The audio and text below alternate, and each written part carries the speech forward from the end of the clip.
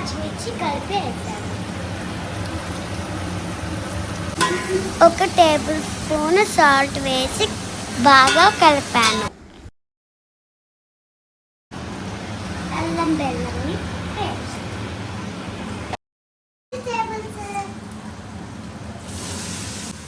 Tomato carrots వేసాను. కొత్తిమీర కరివేపాకు కూడా వేసాను.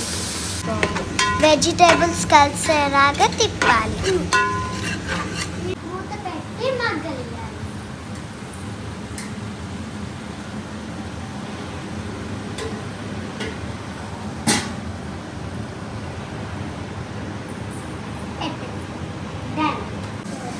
ఒక గ్లాస్ ఉప్మా రవ్వకి 4 గ్లాసెస్ వాటర్ పోయాలి. ఒకసారి తిప్పాలి.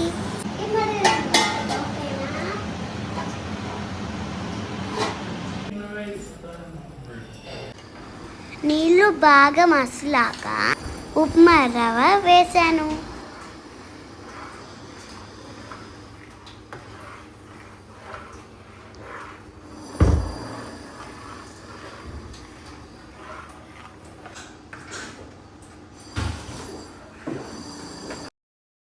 ఓరియమ్మ బంటి, ఉప్మా రెడీ అయిపోయిందిరో.